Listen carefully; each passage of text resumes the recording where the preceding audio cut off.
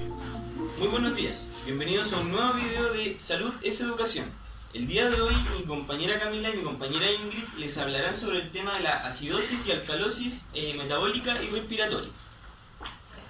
Muchas gracias. Nosotros vamos a hablar de la acidosis y la alcalosis metabólica y respiratoria, pero para entender primero hay que comprender lo que es, cómo funciona la regulación del pH. El pH de los líquidos es regulado por tres mecanismos: el sistema amortiguador amortiguadores químicos, el mecanismo respiratorio de control y el mecanismo renales de control.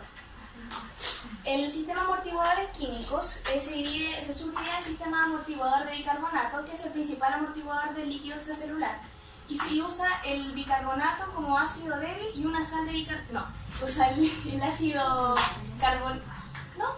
El ácido carbónico como ácido débil y una sal de bicarbonato. El metabolismo aporta un suministro amplio del CO2 que puede reponer el ácido carbónico que se pierde cuando se agrega un exceso de la base. El CO2 es fácil de eliminar cuando se añade un exceso del ácido. Otro sistema amortiguador es el sistema amortiguador de hidrógeno-potasio. Cuando hay un exceso de el ion hidrógeno en el líquido extracelular, pasa al LIG a cambio de que entre un ion potasio al LEG. En caso contrario, cuando tenemos un exceso de potasio en el líquido extracelular, pasa al líquido intracelular a cambio de que entre un ion hidrógeno. Las proteínas es el sistema amortiguador más grande del organismo. Son moléculas amfotéricas que pueden actuar como bases y ácidos. Además, contienen muchos grupos ionizables que pueden liberar o captar el ion hidrógeno. Los mecanismos respiratorios de control. Al aumentar la respiración, aumenta la eliminación del CO2 y disminuye la presión del CO2 arterial. Y cuando hay viceversa, cuando hay una eliminación de la respiración, hay una limitación de la eliminación del CO2, por lo tanto aumenta la PCO2 arterial. Hay los quimiorreceptores del tronco encefálico y los quimiorreceptores periféricos en los cuerpos carotídeos y aórticos perciben los cambios que existen en la PCO2 sanguíneo y el pH. Entonces modifican la frecuencia respiratoria, la aumentan o la disminuyen. El control del pH respiratorio es más rápido, pero no 100% efectivo. No logra llegar al rango que necesita el organismo. Los mecanismos renales de control los riñones mantienen el equilibrio del ácido básico con una reabsorción del bicarbonato, una regulación de la secreción del ion hidrógeno y una generación de bicarbonato nuevo. En este caso, el pH se regula mucho más lento al transcurso de los días, pero es mucho más efectivo, llega a los niveles que requiere el organismo. Dentro de los mecanismos renales de control tenemos el intercambio hidrógeno-bicarbonato, que regula el pH mediante la secreción de excesos de ion hidrógeno y la reabsorción de bicarbonato, y la reabsorción del HCO3 en los túbulos renales. El intercambio cloro-bicarbonato. El cloro se absorbe junto al sodio a través de los túbulos. Y acá como dato pusimos que la hipovolemia por vómitos y falta del cloro en los riñones se ve forzado a sustituir el bicarbonato por un anión de cloro, de tal modo que aumenta la secreción del bicarbonato. El otro es el intercambio potasio-hidrógeno, que en los tubos colectores funciona la excreción del ion hidrógeno al sustituir la absorción de un ion potasio para la excreción del ion hidrógeno. Existen distintas pruebas de laboratorio para el control de los niveles de pH. Uno de esos es la gasometría arterial, que evalúa el componente respiratorio del desequilibrio de ácido básico. La concentración de bicarbonato se obtiene a partir del PCO2 arterial y el coeficiente de solubilidad del CO2. O sea, hablamos de que el PCO2 arterial normal se encuentra entre 38 y 42 milímetros de mercurio. Las cuantificaciones del contenido del CO2 y determinantes de bicarbonato se hacen mediante la adición de un ácido fuerte a la muestra sanguínea. El bicarbonato sérico se determina a partir del contenido total del CO2 en la sangre. Más del 70% del CO2 se presenta como bicarbonato en el organismo. Tenemos también el exceso o déficit de base. Recordad que estamos hablando de las pruebas de laboratorio que se pueden realizar. Es una medición exceso de eficiencia del bicarbonato y es la cantidad de un ácido base fijos que deben agregarse a una muestra de sangre para lograr un pH de 7,4. La brecha o desequilibrio aniónico, que es muy importante, que es la anión gap, es la diferencia entre la concentración del sodio sérico y la suma de el cloro y el bicarbonato. El resultado de esta es la concentración de aniones que no son medidos, como el sulfato, los fosfatos, los ácidos orgánicos y las proteínas. La brecha aniónica, como dato, se acentúa en trastornos como la acidosis láctica y la cetoacidosis, que produce descenso del bicarbonato, y es normal en la acidosis hiperclorémica, en la que el cloro sustituye el anión bicarbonato normal. Ya. Las alteraciones ácido-básicas, hay dos clases de alteraciones ácido-básicas, los mecanismos, las alteraciones metabólicas y las alteraciones respiratorias. Las metabólicas tienen una modificación de la concentración de bicarbonato y se deben a la adición o pérdida de ácidos o álcalis no volátiles hacia o desde el LEC. Y los respiratorios es una alteración de la PCO2, lo que refleja un aumento de la disminución de la ventilación alveolar. Aquí podemos apreciar una imagen donde encontramos los rangos normal, acidosis por exceso de ácido orgánico y la acidosis por exceso de cloro.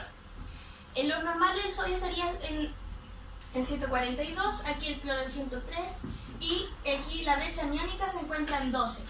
Acá la diferencia en la acidosis podemos ver que la brecha aniónica aumenta.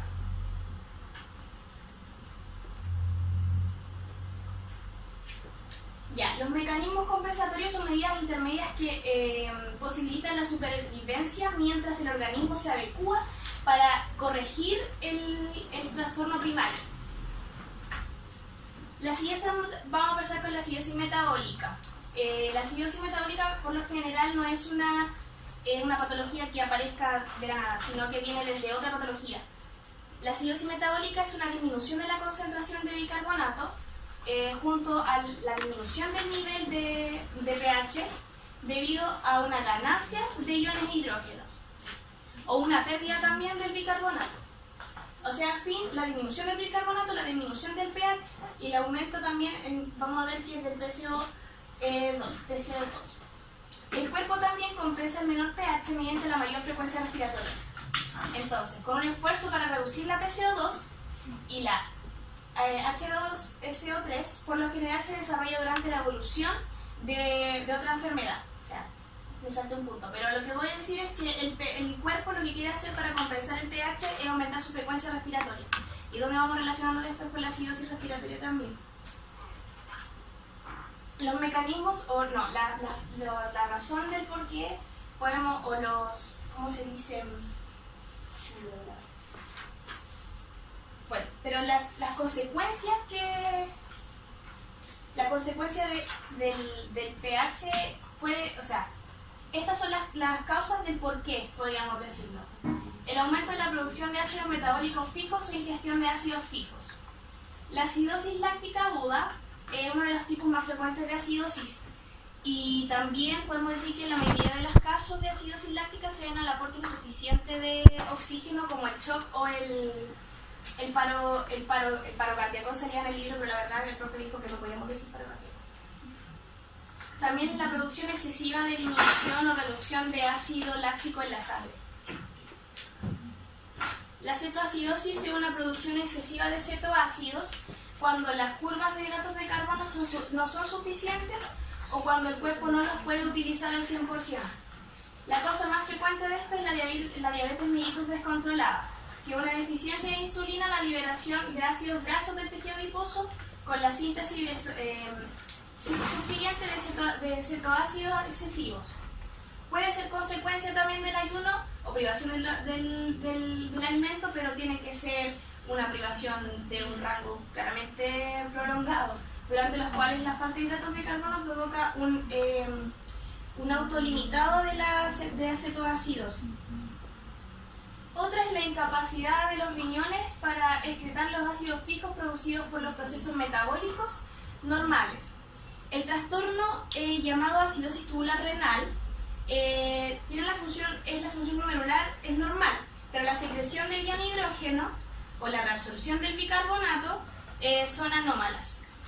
También como dato, en condiciones normales los riñones conservan el bicarbonato y secretan iones hidrógeno hacia la orina como una forma de regular el equilibrio ácido-base. La nefropatía crónica es la causa más frecuente de la acidosis metabólica de largo plazo. Además, del trastorno se pierde la función glomerular y la tubular, con retención de residuos nitrogenados y ácidos metabólicos. La pérdida excesiva de bicarbonatos por los riñones o tubos digestivos. El incremento de la pérdida de bicarbonato, lugar con la salida de líquidos corporales ricos en bicarbonato. Aquí hablamos de la pérdida excesiva de este por diarreas graves, drenaje de fístulas, páncreas o vías biliares, drenaje por ileostomía y aspiración intestinal. El aumento de la concentración sérica del cloro. La acidosis hiperclorémica tiene una elevación de los niveles de cloro, provocando que el CH3 sérico disminuya si se aumenta el cloro. Puede ser efecto de la absorción anómala de cloro en los riñones o de tratamientos farmacológicos que contienen el cloro. Síntomas que podemos encontrar en la acidosis metabólica no son específicos porque, como dije, la acidosis metabólica aparece consecuente de otra enfermedad por lo general, pero las que podemos diferenciar es la fatiga, la debilidad, el malestar general, náuseas, vómitos. Ahí podemos encontrar personas que presencian signos de anorexia y también pueden manifestar el dolor abdominal. Como signos tenemos que la turgencia tisular es anómala, la piel presenta una deshidratación, una falta de hidratación, una deshidratación o una sequedad. También podemos ver que la piel se presenta una mayor temperatura y se encuentra enrojecida. ¿Por qué? Porque los vasos sanguíneos cutáneos tienen menor capacidad para generar estimulación al sistema nervioso simpático, por lo que van perdiendo su tonalidad. El pH disminuye la disminución del pH disminuye la contractilidad cardíaca y el gasto cardíaco desciende y el corazón puede perder la capacidad de respuesta a catecolaminas como la noradrenalina y la adrenalina, siendo posible la presencia de arritmias, incluidas las arritmias ventriculares letales. También cabe destacar que uno de los signos que puede generar es la disminución de la excitabilidad neuronal, afectando el nivel de conciencia, pudiendo llegar a la aparición de estupor o de coma. Los tratamientos que están dirigidos a la acidosis metabólica, la verdad no están dirigidos a la acidosis metabólica, están más dirigidos a la corrección del origen del trastorno y a la restitución de los líquidos electrolíticos que se pudieron haber perdido durante la acidosis. La alcalosis metabólica es una alteración sistémica causada por un aumento del pH sérico, por lo tanto un aumento del bicarbonato. Es la alteración ácido-básica más frecuente en adultos hospitalizados, además de que presenta cerca del 32% de las alteraciones ácido-básicas. Es causado por factores que generan una ganancia de bicarbonato y una pérdida de los ácidos fijos. El pH sérico se encuentra mayor a 7,45 y el HCO3 superior a 29. Aquí tenemos que, lo voy a presentar después cuando presente esto, para que entiendan primero. El exceso de bases de bicarbonato son lo mismo, como consecuencia. La alcalosis aguda transitoria es un fenómeno bastante frecuente durante o después del consumo oral de antiácidos con bicarbonato efervescente o de la infusión intravenosa del NaCO3 o equivalentes de bases. También encontramos aquí un síndrome que se llama el síndrome de como leche y alcalinos, que habla de la ingestión crónica de leche o antiácidos como carbonato de calcio que provocan la hipercalcemia y alcalosis metabólica. Los antiácidos elevan la concentración sérica del bicarbonato, mientras que la hipercalemia impide la excreción urinaria del bicarbonato. La pérdida de ácidos fijos, la pérdida de ácido gástrico y cloro en la orina. El vómito y la extracción de las secreciones gástricas pueden provocar esto mediante la aspiración también nasogástrica. La bulimia nerviosa con vómitos inducidos también. La pérdida de potasio como la causa de diuréticos de asa y diacídicos. Y la presencia de hormonas corticales suprarrenales exclusivas que predisponen a su desarrollo. La hipocalemia contribuye al desarrollo a través de mecanismos renales que conservan, mientras que aumentan los mecanismos del ion hidrógeno, mientras a través de que hay un cambio celular del potasio en el lecho. Ahora sí puedo explicar esto. Cuando ocurren vómitos, hay una deficiencia de cloro. Por lo tanto, tenemos una reabsorción del bicarbonato, generando también la alcalosis. Después, podemos acá también ver que también genera una deficiencia de líquido extracelular, con la filtración, generando una filtración glomerular disminuida, también provocando una disminución de la filtración del bicarbonato, generando también la acidosis, o una liberación de renina, un aumento de la liberación de renina que genera un aumento de la secreción de aldosterona y un aumento de la reabsorción del bicarbonato, de nuevo provocando una alcalosis.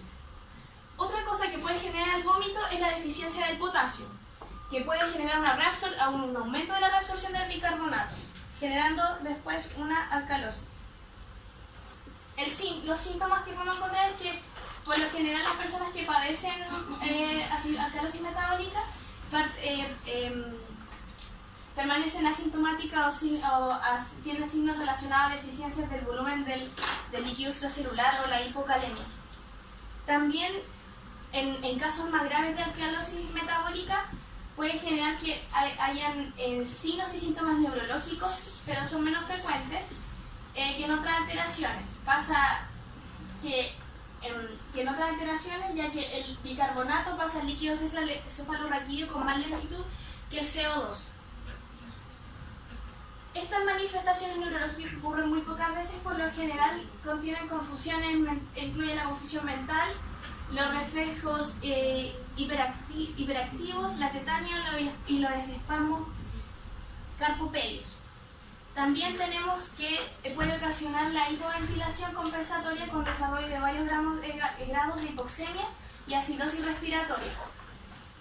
En la alcalosis metabólica grave, la morbilidad es significativa e incluye insuficiencia respiratoria, arritmias, convulsiones y coma. Los tratamientos, a la misma que la acidosis metabólica, busca corregir la causa del problema en sí. El cloruro de potasio es el tratamiento de elección habitual que se toma en estos casos. Si se administra cloruro de potasio en el tratamiento, el anión cloro repone el anión bicarbonato y se corrige la deficiencia del potasio, lo que hace posible que los riñones conserven el ion hidrógeno y eliminen el potasio. En la alcalosis con hipovolemia se realiza la restitución de los líquidos perdidos. Aquí teníamos un cuadro que habla de resumen, pruebas de laboratorio, de la acidosis metabólica, los signos de compensación, efectos gastrointestinales, efectos en el sistema nervioso, letargo, confusión, estupor, coma, los efectos cardiovasculares, la vasodilatación periférica, disminución de la frecuencia cardíaca, como habíamos conversado, la piel y los efectos también en el sistema esquelético. Alcalosis metabólica también, las pruebas de laboratorio que se realizan, los signos de compensación, que es la disminución respiratoria, que es la frecuencia y la profundidad con varios grados de hipoxia y acidosis respiratoria, los efectos del sistema nervioso que pueden generar la tetania, la confusión y las convulsiones, y los efectos cardiovasculares que pueden generar la hipotensión y las arritmias cardíacas. La acidosis respiratoria está causada principalmente por una hipoventilación que conlleva a que se genere una retención del dióxido de carbono. También está causado por trastornos de la ventilación alveolar, donde el pH acético suele ser menor a 7,35. La presión parcial de dióxido de carbono arterial mayor a 50 milímetros de mercurio. Existen dos fases, la aguda y la crónica. La diferencia principalmente entre estas es la etapa de la compensación renal. La etapa aguda es antes de que ocurra una compensación renal. ¿Pero qué es la compensación renal? Es cuando aumenta la excreción de los iones de hidrógeno, del amoníaco y la síntesis y la reabsorción del bicarbonato. Generalmente en esta etapa están los valores de pH anormales. En la crónica es postcompensación renal, que por el hecho de haber pasado la etapa de compensación renal, los valores de pH disminuyen.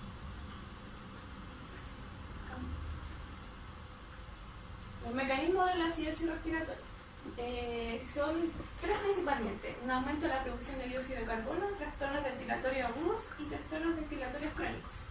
En los agudos se da principalmente por la insuficiencia respiratoria aguda, donde aumenta la presión parcial del dióxido de carbono arterial, aumenta el bicarbonato sérico y disminuye el pH.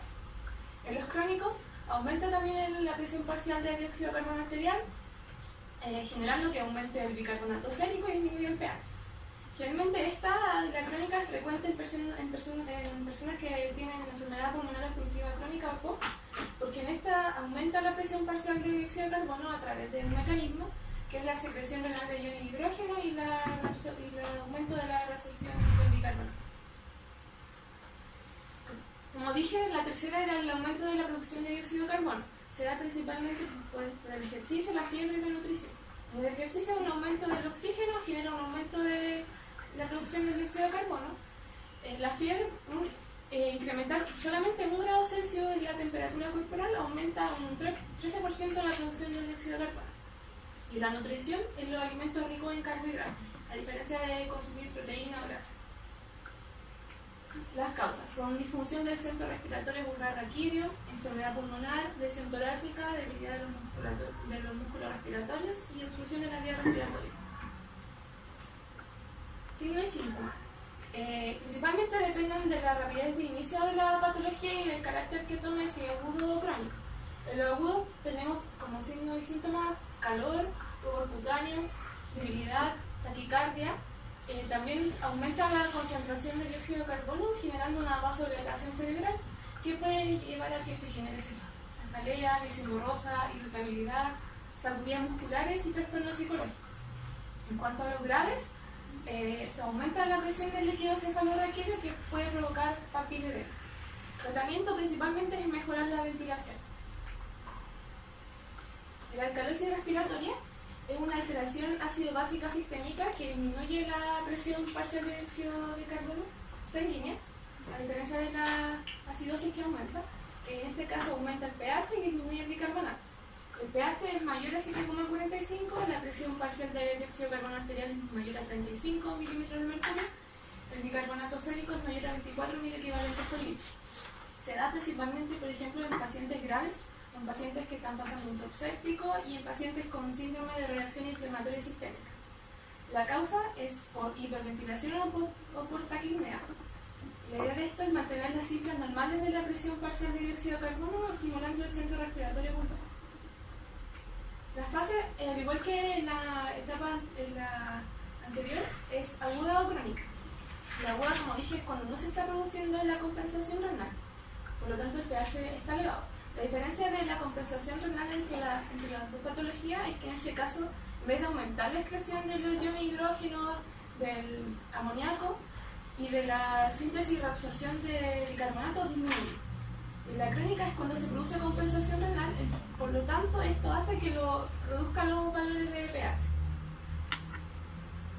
Los signos y síntomas principalmente son hiperexcitabilidad del sistema nervioso, disminución del flujo sanguíneo cerebral, descenso del dióxido de carbono que genera una contracción de los vasos sanguíneos cerebrales, mareo, sensaciones de desmayo, hormigueo y entumecimiento principalmente en manos y pies.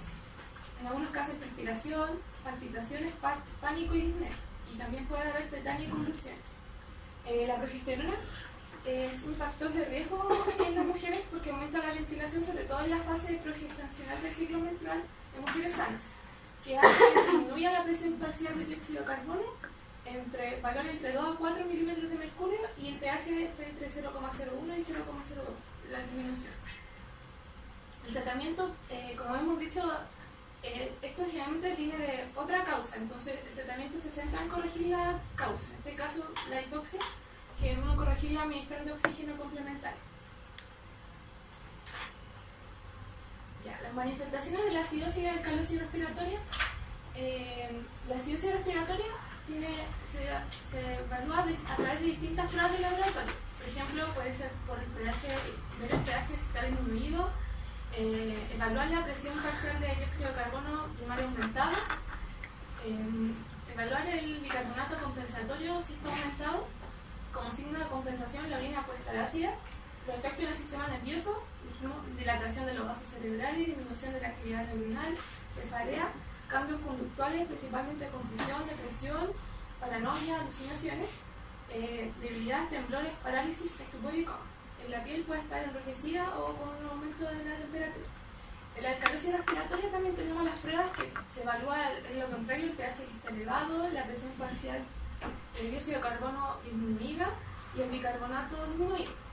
Los signos de compensación es la orina alcalina y lo afecta en el sistema nervioso, haya constricción en los vasos cerebrales y aumento de la actividad neuronal, mareos, pánicos, sensación de desmayo, tetania en algunos casos, como dije, entumecimiento y hormigueo en dedos de manos y pies. Y en algunos casos, si la alcalosis está en etapa grave, puede haber convulsión. Los efectos cardiovasculares principalmente son las arritmias. Aquí tenemos un cuadro de resumen que colocamos sobre la acidosis y la alcalosis, tanto metabólica como respiratoria. En la acidosis metabólica están los rangos normales. Tenemos la disminución del pH, un aumento del ion hidrógeno, una disminución de la presión parcial de CO2 y una disminución del bicarbonato. En la respiratoria tenemos como una disminución de pH, un aumento de ion hidrógeno, un aumento de la presión parcial de oxígeno y un aumento del bicarbonato. En la alcalosis respiratoria tenemos un aumento del pH, una disminución del ion hidrógeno, una disminución de la presión parcial de CO2 y una disminución del bicarbonato. Y posteriormente la metabólica, que tiene un aumento de la presión del pH, una disminución del ion hidrógeno, un aumento de la presión parcial de CO2 y un aumento en el bicarbonato. La bibliografía usamos principalmente los fundamentos de fisiopatología de Maxwell, con la cuarta edición, y fisiología de Constance.